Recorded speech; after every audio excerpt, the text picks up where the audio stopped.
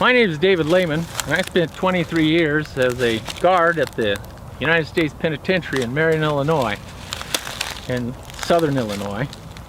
And at the time, we were the only level 6 Supermax prison in the United States, at least in the federal system. And what this video is about is a question that Zepp asked me.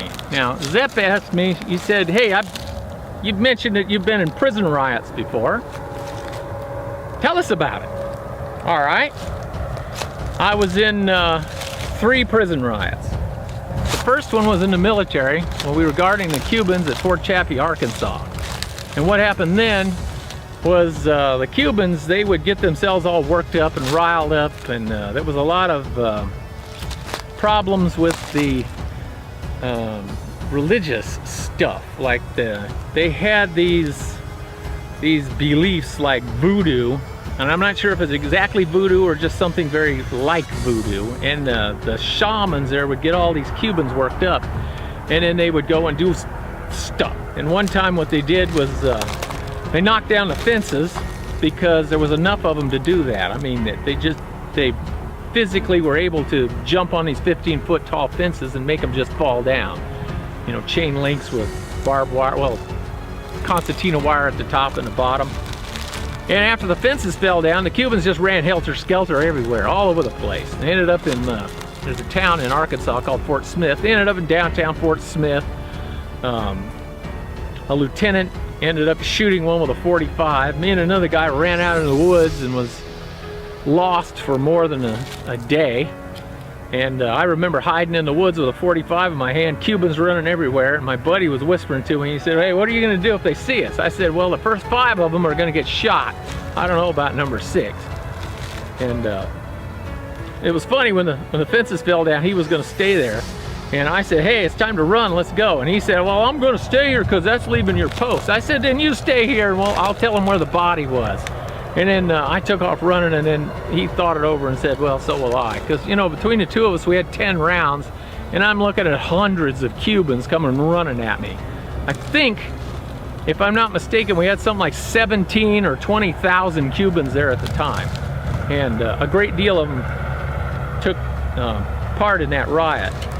Now later, not that day, but later, at another time, they rioted again at the stockade at Fort Chaffee, and we had to go in there and we fired gas at them, and my job was to go underneath the buildings by myself and clear out any people that are underneath the buildings with a riot baton, like way back in the old days.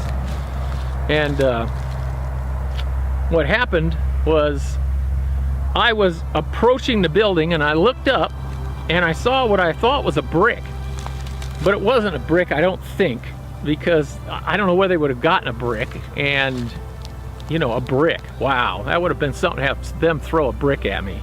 Well, when I seen it coming, I dipped my head down, and this brick hit me in the edge of the helmet, and it had a riot shield, a plastic riot shield, and all that had a ridge on it, an aluminum ridge, and it hit me in the eyebrow and cut out my eyebrow. Not very bad, it gave me 5 stitches, but it was inside my gas mask, and the gas mask started filling with blood. And I started having to tip my head back to breathe because the blood was filling up the mask. And so I couldn't see out of the one eye because there was a lot of blood in it.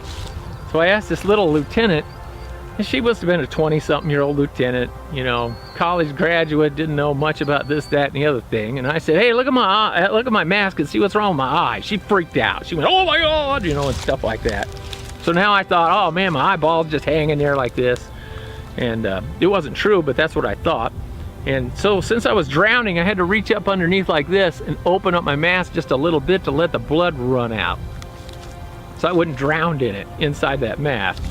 And so they took me to the hospital, and they stitched me up and wiped all the blood off my face. It looked like I had my throat cut when I went there. It looked pretty bad, but it wasn't. And I was a smart ass back then. This doc says, what happened to you? A lady doctor. And I said, you see that guy over there? And they had some guy on the gurney, you know, they were giving like CPR to it and shit. And I said, that guy, he hit me. And it wasn't true, but I thought it was funny. And kind of freaked them out. They're like, oh my God, these people are killing each other. So yeah, and then they tore down a few of them old wooden World War II wooden barracks. And They didn't set anything on fire or nothing, but they just ripped it down barehanded. We finally got it under control, and that was kind of the end of that. So there was the 2 riots that I was in, and then I was in a riot at USP Marion when we had our first female warden. She gave them the impression, I think, that she was weak. And you know, when you're weak and you're an inmate, you try to take advantage of people. So all the convicts decided to have a big riot one day, and they called everybody in. And I was there when it kicked off. I was at the camp that day, at the camp visiting room, and the riot kicked off. And I was going to go over to the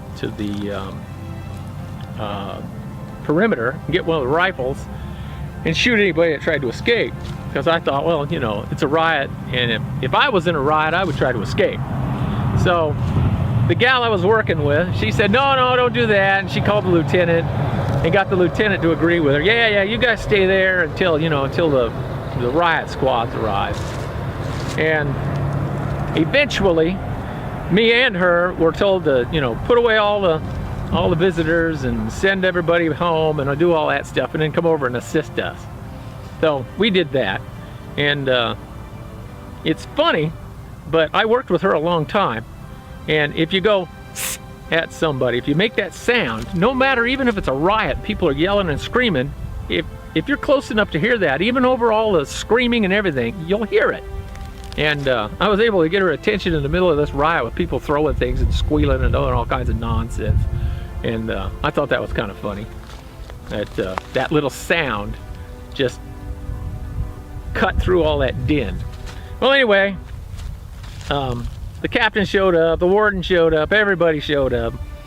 We eventually got all the rioters out onto the yard and got the whole thing under control, and then started handcuffing them one at a time and put them in small groups and divided them up, because you know, when anything ever kicks off, immediately all the like-raced prisoners, in other words, all the white guys go to their group, all the black guys go to their group, the Hispanics go to their group, the Asians go to their group, the this go to that group, the that go to this group, blah blah blah.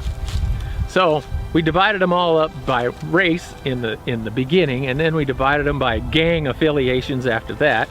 And then we got everybody cuffed, and they had a big long investigation to, you know, as to why and what for and how come, at what happened. And I wasn't part of the investigation, and I couldn't care less. Nobody actually tried to hurt me during that incident. They tried to hurt a couple of my friends, and they got pushed around and got a few little bumps and scrapes and that kind of thing, but nobody got like shanked. Nobody's head got smashed in, at least on our side. Now the other side, yeah, there was some stabbings and some, you know, some minor head breaking and that kind of thing, but none of them died. So if you don't die, we don't really consider it a count. It was a bit unnerving, because when they went berserk, it's like they lost all control, or we lost all control, if you want to put it that way. It's like guys that normally wouldn't do destructive things decided that at that point that they were going to do destructive things. So they went around breaking up stuff and tearing up things and trying to set fires, and you know, they weren't very good at it, so they got put out right away. But I mean, if they would have planned this out and got more organized like the old guys did, the old level 6 guys, they'd have burned that place to the ground and killed half the people there. That's what would have happened with them. Fortunately, though, we didn't lose control, because we never had a warden that put forward the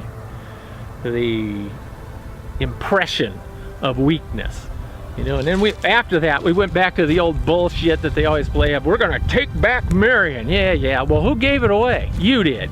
You take it back, you know, because what happens is they give the inmates convicts a whole bunch of stuff, and then they just change their mind, and then they expect me to go and be the bad guy and say, well, I know the warden said you could have that, but that was last week, and this week you can't have it anymore, you know. And it gets to the point where even the staff don't cooperate with the administration, and that's the sort of thing as it kicks off riots, when they think that, hey, they're weak, let's take them now.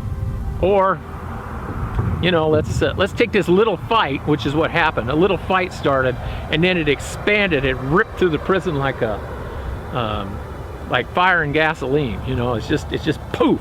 It was all ready to go, because they had already decided that the administration was weak and that prison was really half out of control at that point. And so when that started, it was like just throwing a match into it. So that's the 3 riots that I've been in. Didn't get injured in any 3 of them. Saw the people get injured, saw convicts get injured, but fortunately for myself, I never got injured during any of those riots.